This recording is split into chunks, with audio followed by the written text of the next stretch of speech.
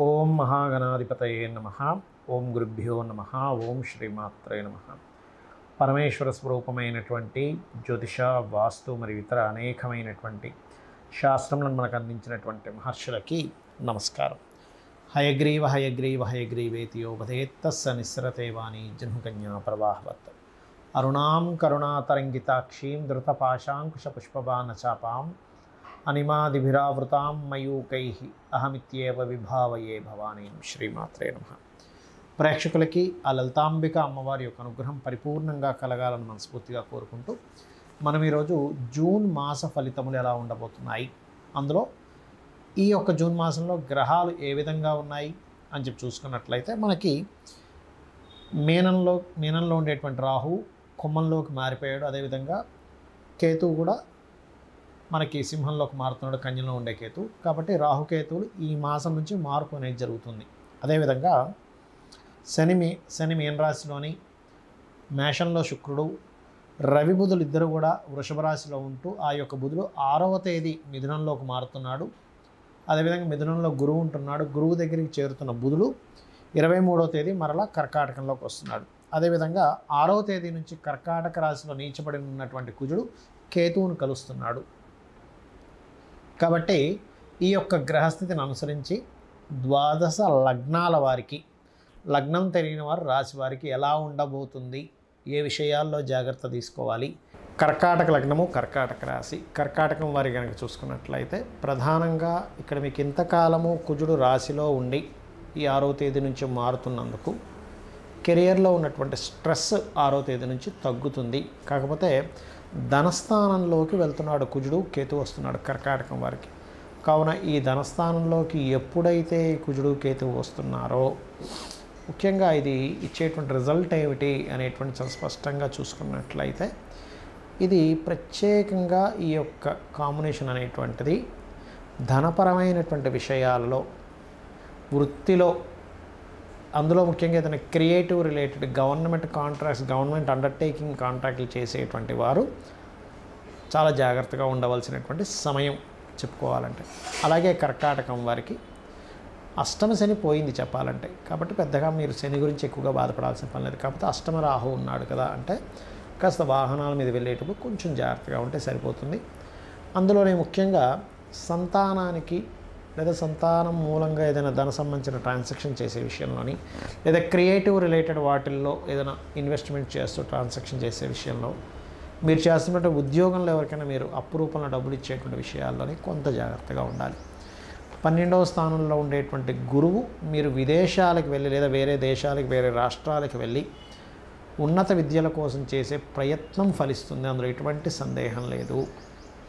అయితే ఈ బుధుడు ఎప్పుడైతే రాశిలోకి సంచరిస్తుంటాడో, అది కూడా కర్కాటక రాశిలోకి వచ్చేటువంటి బుధుడు వల్ల మీకు కలిగేటువంటి ఫలితములు ఏమిటి అని చెప్పి చూసుకున్నట్లయితే ప్రత్యేకంగా ఇక్కడ మీకు కమ్యూనికేట్ చేసేటప్పుడు కొంచెం చూసుకోవాలి.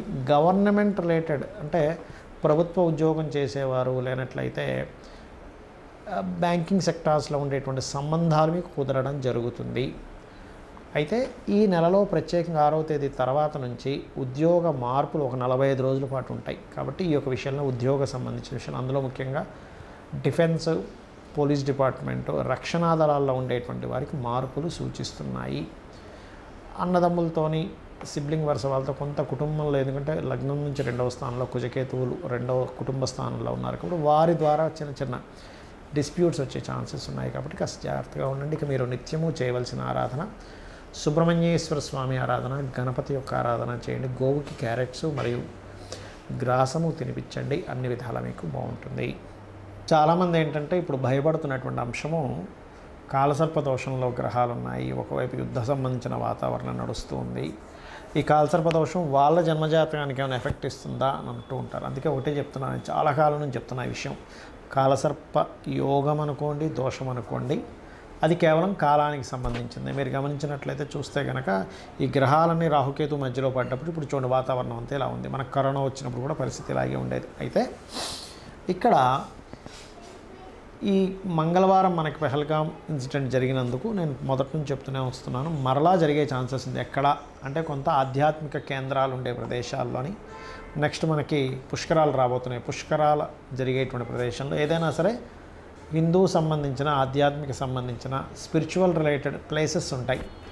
అటువంటి ప్రదేశాల్లో మనుషులు ఎక్కువగా తిరిగేటువంటి ప్రదేశాల్లో హైదరాబాద్ లేదా కేరళ సముద్ర ప్రదేశాల్లో సముద్రపరంగా కొంతవరకు యుద్ధ ఇవి కూడా వస్తాయని, అంటే కొంతవరకు అటాక్స్ జరుగుతాయని చెప్పుకున్నాం మనం. అటువంటి వస్తున్నాయి కాబట్టి ఆ యొక్క విషయాల్లో జాగ్రత్తగా ఉంటూ, ఇక్కడ ఏంటంటే గుర్తుపెట్టుకోవాల్సింది గోచార ఫలితాలు ఏవైతే ఉన్నాయో అవి 10 to 15% మాత్రం. అంతా కూడా మన జన్మజాతకంలో లగ్నం ఎలా ఉంది, ధనస్థానం ఎలా ఉంది,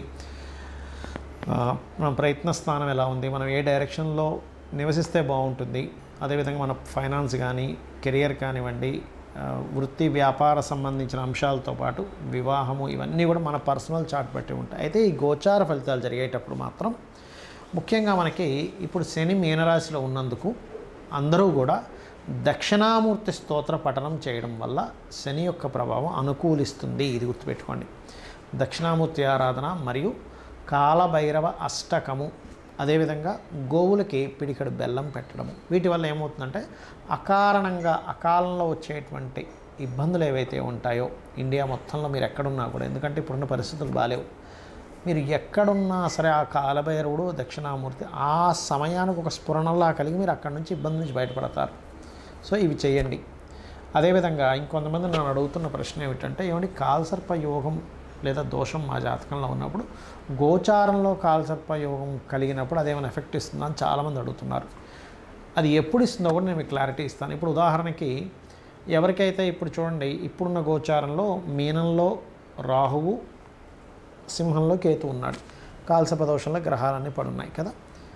ఇది ఎప్పటి వరకు ఉంటుంది? ఆల్మోస్ట్ జూలై మిడిల్ వరకు ఉండి, జూలై మిడిల్ తర్వాత కుజుడు బయటకు వస్తాడు. అలా 1 by 1 ఒక్కొక్క గ్రహం బయటకు వస్తుంది. అయితే నిజంగా వాళ్ళ పర్సనల్ చార్ట్లో రాహుకేతువులు కనుక కుంభ సింహరాశుల్లో ఉండి కాలసర్ప యోగం ఏర్పడితే కనుక ఇప్పుడుండే కాలసర్ప యోగం దానికి కనెక్ట్ అవుతుంది. అప్పుడు ఏమవుతుందండి, దీనికి ఏమిటి పరిహారం, అసలు దీనివల్ల ఏమవుతుంది అంటే సింపుల్, ఏమీ లేదు.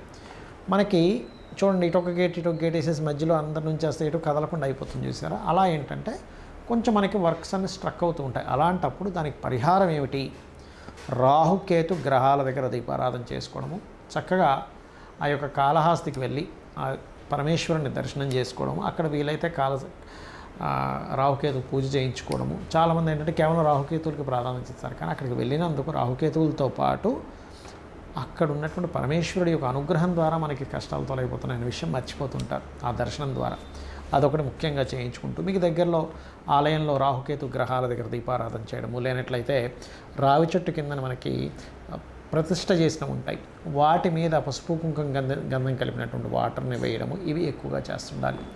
అయితే మనకి రాహుకేతువుల మార్పుల వల్ల ముఖ్యంగా మనకి జరిగేది ఏమిటంటే, కేతువు మార్పు వల్ల ల్యాండ్ రేట్స్ చక్కగా పెరుగుతాయి, బంగారం కొంతవరకు ఆగుతుంది ఒక దగ్గర, గురువు మిథునంలోకి వచ్చినందుకు కొంచెం వాణిజ్య సంబంధించిన విషయాల్లో బాగుంటుంది. కాకపోతే మీనంలో శని ఉన్నందుకు కొన్ని, అంటే సహజంగా ఇండియా పాకిస్తాన్ యుద్ధం పక్కకు పెడితే వాళ్ళ స్ట్రైక్స్, సర్జికల్ స్ట్రైక్స్ ఎక్కువ జరిగే ఛాన్స్ ఉంది. కానీ వేరే దేశాలు ఇన్వాల్వ్ అయితే మాత్రం అణుబాంబులు వేసుకునేటువంటి ఛాన్సెస్ వరకు వెళ్తుంది. వేరే దేశాలు అన్నీ కనుక ఇన్వాల్వ్ అయితే, కేవలం వీళ్ళిద్దరి మధ్యన అయితే అంతవరకు వెళ్ళదు అనేటువంటి చాలా స్పష్టంగా గోచారం చూపిస్తుంది. ఎందుకు చెప్తున్నా అంటే చాలామంది ఈ ప్రశ్న నన్ను అడుగుతూ ఉన్నారు.